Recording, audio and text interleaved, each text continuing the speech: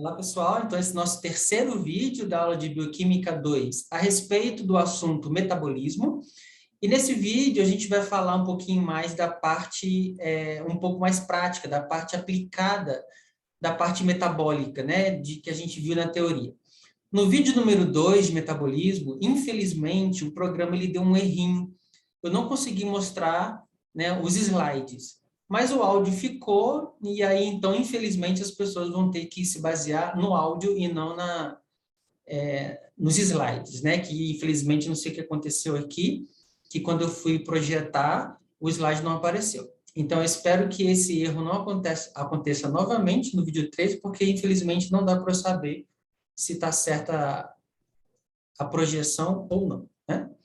Então, eu vou voltar à projeção aqui, e ver se esse erro não acontece novamente, para ver se a gente consegue mostrar, né, a parte dos slides, tá bom? Bom, então, a aula passada a gente estava falando justamente nesse slide aqui, ó, onde a gente tem a diferença do anabolismo e catabolismo na prática, né? Para quem faz, por exemplo, para quem quer hipertrofia da musculatura, que é um exemplo muito bom, principalmente para humanos, mas para veterinária não é tanto. E aí, então, hoje a gente vai falar de algumas situações, de algumas doenças, de alguns momentos em que esse catabolismo e o anabolismo eles são bastante visíveis na medicina veterinária especificamente, tá bom? Então, tudo vai depender do balanço energético. Na aula de nutrição, que vocês vão ter um pouquinho mais para frente, isso vai ser esclarecido com mais detalhes, né? Mas, se a gente pudesse falar um pouco mais de maneira superficial, de maneira mais abrangente, o balanço energético nada mais é do que a diferença entre a ingestão e o gasto de energia. Então, isso é a base que os nutrólogos, os nutricionistas hoje fazem para as pessoas emagrecerem ou engordarem. Então, se você tem uma ingestão energética calórica muito maior do que o seu gasto energético, do que o seu gasto calórico, então a tendência é que as pessoas engordem. E se o contrário acontecer, ou seja, se o gasto energético ele for muito maior do que a ingestão energética, aí a gente emagrece, né? Essa é a tendência, de modo que o nosso organismo ele tende a ficar no equilíbrio, ou chamado também de homeostase corpórea. Então, por que que o equilíbrio ele é sempre indicado, ele é sempre buscado, ele é sempre importante? Porque quando temos equilíbrio, nós temos saúde, né? O que que é a saúde? O conceito de saúde nada mais é do que o equilíbrio entre o corpo físico, entre a parte psicológica, entre a parte social, entre a parte, inclusive, religiosa. Mas a palavra-chave, né, do processo de saúde e doença nada mais é do que equilíbrio para se ter saúde e desequilíbrio para se ter doença, seja lá qual fator a gente está falando. Mas como a gente está falando de metabolismo, uma coisa muito importante do metabolismo é a ingestão de alimentos, que nós já falamos, porque o metabolismo ele vem da degradação e da síntese de macromoléculas, principalmente, né, as proteínas, os carboidratos, os lipídios, como a gente falou na aula passada. Então, a ingestão, né, de altas taxas de carboidrato, proteína e gordura, como acontece, por exemplo, nas rações animais, né? A ração, ele é uma alimentação que veio para ficar, só que a gente tem alguns pontos negativos e alguns pontos positivos das rações, né? Por exemplo, a ração, ela tem um altíssimo índice de carboidrato, de 50% a 60%. Se você for ver isso para um carnívoro, é uma taxa muito alta. E o animal, na natureza, não estava acostumado com essa taxa. Então, é necessário anos e anos e anos de adaptação dessa nova dieta, à base de carboidrato que o animal necessita para poder se acostumar e não ter esse desequilíbrio que hoje na medicina veterinária, a gente vê, né, animais obesos, animais muito gordos, junto com o sedentarismo que nós comentamos na aula passada. Então, o que acontece?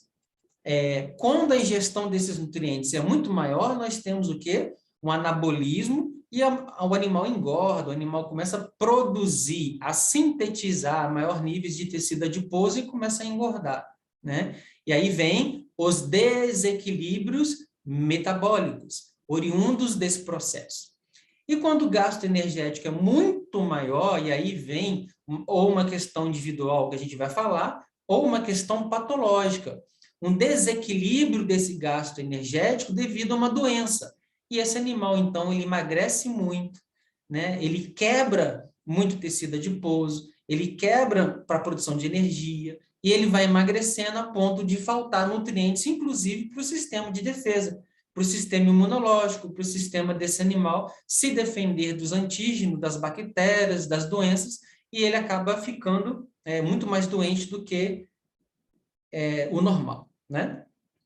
Então, a partir de agora, nesse vídeo, né, que é um vídeo meio que complementar da disciplina, a gente vai observar algumas situações onde o catabolismo está exagerado ou onde o anabolismo está exagerado, levando, portanto, um desequilíbrio do processo metabólico, né, desses animais.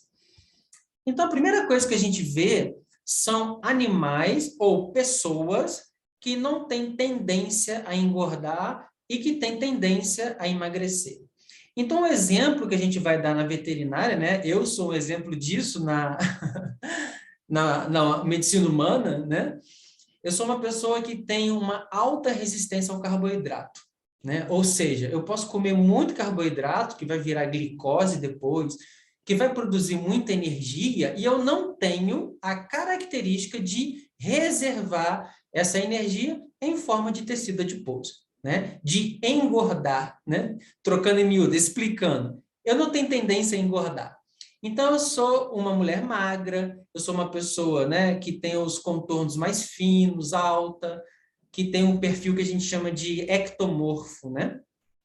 Então, dos animais ectomorfos, como, por exemplo, né, a raça dos galgos, como, por exemplo, o whippet, os animais de corrida, eles têm um tórax mais largo, o que favorece a eles uma captação de oxigênio maior, e esse oxigênio, quando eles captam esse oxigênio maior, ele vai utilizar nos processos metabólicos, porque normalmente as enzimas funcionam na presença de oxigênio, né? E eles utilizam esse oxigênio como um cofator para poder determinar suas funções, o que a gente chama então de processo aeróbico, que é na presença de oxigênio.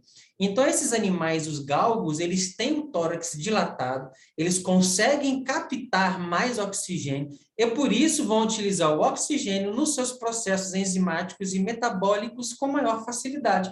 E, por isso, eles conseguem correr com mais facilidade, com mais velocidade do que outras raças que não têm essa conformação anatômica. Além disso, eles têm uma massa muscular bastante desenvolvida, fazendo com que seja predisposto a ser um animal atleta nesse setor. Porque eles desenvolvem a musculatura, né? O animal é mais leve, tem menos tecido adiposo, que faz com que o peso corporal diminua, fazendo com que haja uma facilidade para exercícios. Então, o que está acontecendo com esse animal? Ele é geneticamente determinado, ele tem um metabolismo um pouco mais acelerado, o que faz com que ele não acumule tecido adiposo. Então, esse animalzinho, né, que são os galgos, o whippet, que eu, particularmente, eu acho uma raça maravilhosa, né, um temperamento fantástico. Eu só não comprei um whippet ainda porque eu tenho pena de comprar animais de raça. O único animal de raça que eu tive foi um York, mas porque eu ganhei de uma cliente minha, né? E então eu tenho pena, sabe, de comprar isso aí, só fazendo um parêntese na nossa aula, eu tenho pena de comprar animais de raça porque eu vejo tantos animais sofridos na Sociedade Protetora dos Animais, inclusive que eu dou assistência lá em Esperança, né? Que quem quiser trabalhar como voluntário, as portas estão abertas. E eu vejo tanto animalzinho sofrido nesses centros que eu vou, né? Lá em Solânia também eu vou, em Esperança, né? Algumas cidades que tem, em Campina Grande, e a gente vê tantos animais sofridos que dá vontade de adotar todos, e eu olho para um lado, né? Eu vou pagar R$ 3.000 no animal desse, sendo que eu posso, sem gastar nada, adotar um mesmo animal, não da mesma raça, mas o mesmo animal, que é o cão, e ainda fazer né, uma caridade. Enfim, voltando aqui à nossa aula, esses animais, eles não têm um metabolismo acelerado patológico, tá? Eles têm um metabolismo acelerado fisiologicamente falando. São animais que necessitam de espaço, são animais que necessitam de correr, de se exercitar, como a gente estava falando na aula anterior sobre exercício, né? Então, esses animais são geneticamente determinados para isso. A genética deles, fisicamente, proporciona um metabolismo mais acelerado e ele tem, então, um catabolismo acelerado, fazendo com que ele não tenha predisposição a depósito de tecido adiposo e não engordam, né? Falando, então, um pouco do contrário, né, de algumas raças de animais, por exemplo, que têm uma predisposição a anabolismo, que são, como, por exemplo, essa raça aí, que são os labradores e os goldens, né? Existe uma doença, que até vou citar daqui a pouco, que essa raça é predisposta, mas os animais estando saudáveis, eles naturalmente têm uma tendência a engordar, né? Principalmente com as rações com alto índice de carboidrato, fazendo com que esses animais tenham alto índice de glicose e essa glicose sendo armazenada aí em forma de tecido adiposo. Então, essas raças, eles têm geneticamente igual, né, ao outro, que também é genético, porém, ao contrário. Uma genética favorável ao anabolismo, uma genética favorável à formação de tecido adiposo, e não a quebra de tecido adiposo para formar energia, como é o caso dos galgos. Então, eles têm um score corporal, que a gente diz assim, um pouco maior, mais avantajado, são animais que retêm mais tecido adiposo e, por isso, têm facilidade de engordar geneticamente determinado, né? Eu tenho uma amiga que tem essa facilidade genética, que é mais comum a facilidade genética do que a minha, que é a resistência de carboidratos. As pessoas que têm geneticamente determinado uma facilidade maior para engordar são pessoas, né, que não têm resistência aos carboidratos, que comem, por exemplo, uma pizza, que é carboidrato, uma lasanha, que é carboidrato, um pão, que é carboidrato, que inclusive é tão maravilhoso, né? O carboidrato é tão maravilhoso em nossas vidas, sem contar os doces, né? Eu estou falando aqui de carboidrato salgado, que são maravilhosos, lasanha, pizza, né? Entretanto, nós temos carboidratos que são os doces, chocolate, Maria, e assim vai, as sobremesas, né? De maneira geral, que faz com que eu tenha um índice enorme de glicose e que isso seja revertido em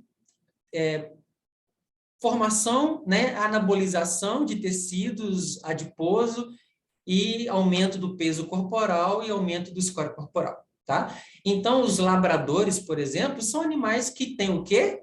Um anabolismo um pouco geneticamente determinado, individual da raça, para acúmulo de tecido adiposo, né? A gente diz hoje, esses animais gordos, obesos, que eles são muito fofinhos, né? Você fala, que coisa bonita, o tutor adora, né? Ah, não, a gente tem uma falsa impressão de que o animal gordo é o animal mais saudável e de que o animal magro é o animal que está doente. Mas isso não é verdade. A primeira coisa que a gente tem que avaliar é a genética desse animal, né? Existe uma predisposição genética, como eu acabei de falar, tá? E a obesidade hoje, nos cães e nos gatos, principalmente, ela é um problema de saúde, ela é um problema muito sério. A gente tem que levar com muito respeito, né, essa questão e implementar uma dieta específica e exercício físico, como a gente já tinha comentado nas aulas anteriores, né? Agora, de outra maneira também fisiológica, porque essa genética do labrador e essa genética do galgo, ela é fisiológica, ela é de maneira natural. né? O animal engorda de maneira natural. Não tem nenhuma doença. Eu estou falando de predisposição genética da raça. Não tem doença envolvida. Assim como não tem doença também, os filhotes. Né? A gente, quando vai adotar um filhote, é a coisa mais linda do mundo. Eu sou apaixonada por filhote.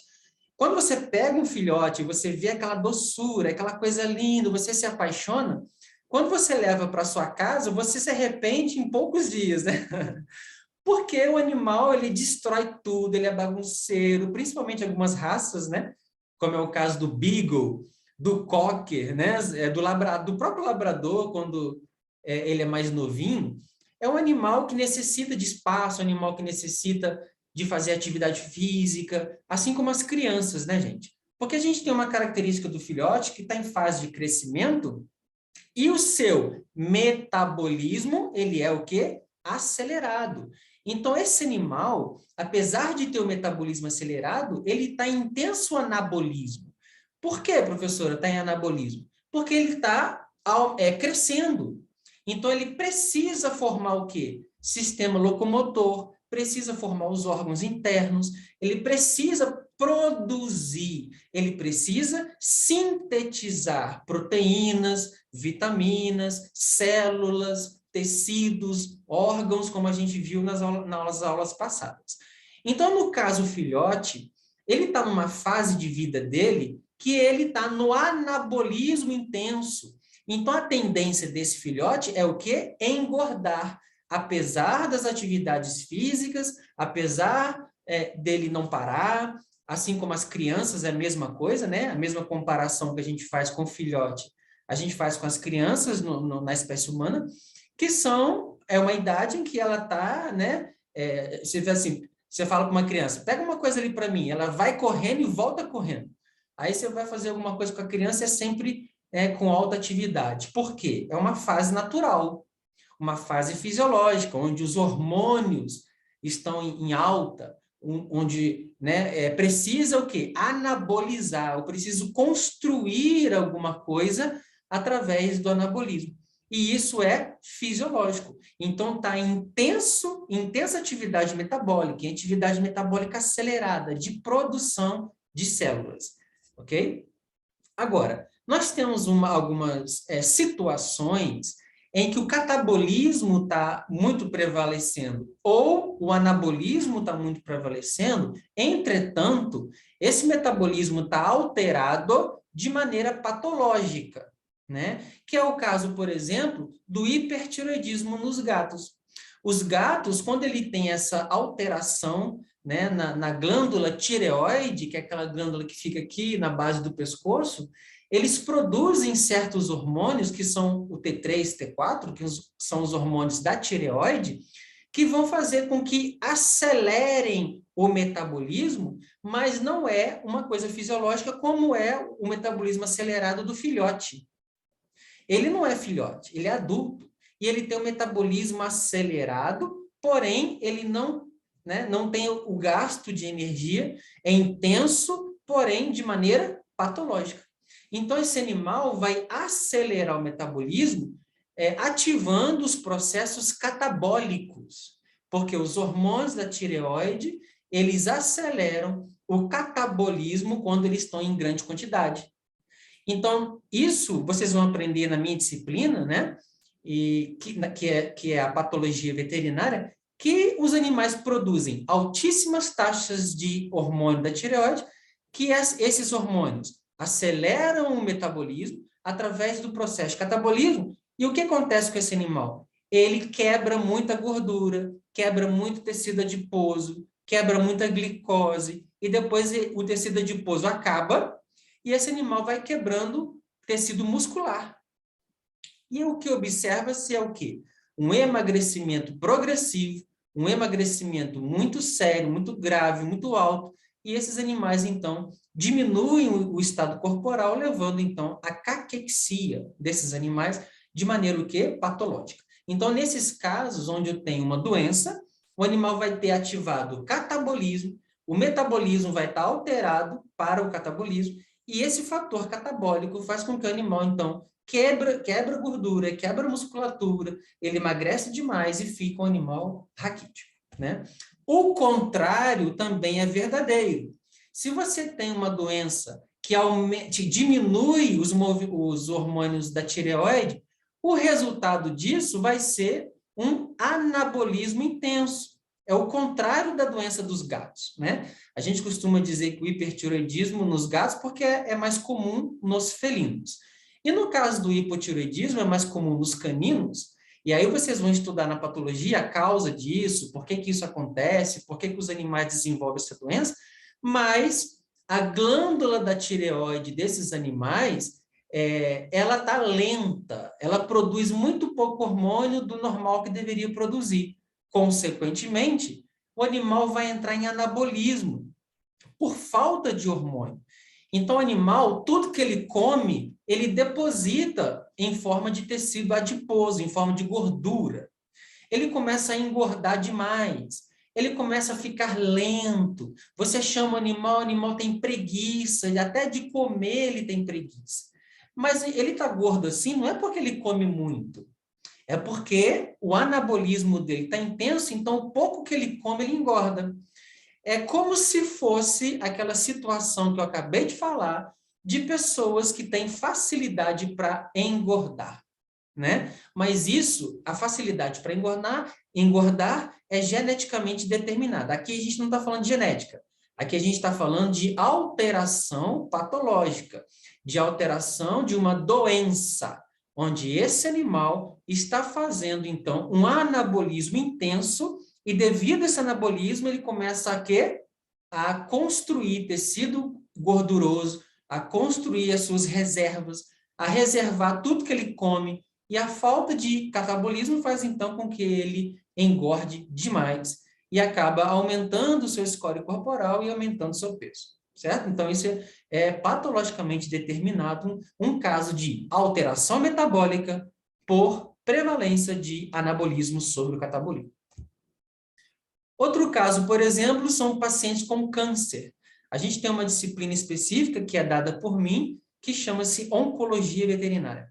A oncologia ela estuda, né, o desenvolvimento da doença que mais mata os animais de estimação hoje em dia, cães e gatos, que é o câncer, as neoplasias, né, na sua versão benigna e na sua versão maligna. Então, vocês vão aprender lá na disciplina de patologia e oncologia que os animais que têm esse tipo de alteração, eles têm um catabolismo acelerado para poder nutrir o câncer. Então, eles fazem um desvio nutricional e acaba nutrindo o câncer, né? Que o câncer ele cresce demais, ele tem um metabolismo extremamente acelerado, as atividades celulares do câncer, das células cancerígenas, são intensas, o que faz com que sejam desviados os nutrientes para as células do câncer, e as células do animal, elas ficam com deficiência nutricional. Por incrível que pareça, mas esse animalzinho que vocês estão vendo aí da foto, ele está vivo, né? É um animal que chegou para a gente em estado, né, terminal de câncer muito sério, muito grave, de um câncer maligno, e ele estava, então, em caquexia neoplásica, né? Um animal extremamente debilitado, magro, onde há o quê? O consumo, primeiro, do tecido adiposo, o consumo depois da musculatura para sintetizar, né, para quebrar e para produzir energia através das proteínas, e esse animal, então, vai consumindo não só a gordura, como também a musculatura, levando um estado de caquexia. Então, esse animal aí tem o quê? Uma alteração metabólica, onde a atividade catabólica está extremamente intensa, né? Outro exemplo de emagrecimento é a alta taxa de verminose. Então, os vermes, eles também fazem o que eu acabei de falar de maneira parecida, mas não é igual, mas de maneira parecida. Um desvio nutricional para os vermes, e esse desvio nutricional vai faltar para o animal. Então, o animal começa a entrar em catabolismo, ele começa a emagrecer, porque eu estou tendo um desvio nutricional que seria para ele numa fase de engorda, numa fase de crescimento, que é a fase de filhote, né, como a gente acabou de falar. Patologicamente, ele está tendo um desvio para o verme e ele acaba tendo um catabolismo ativado, certo?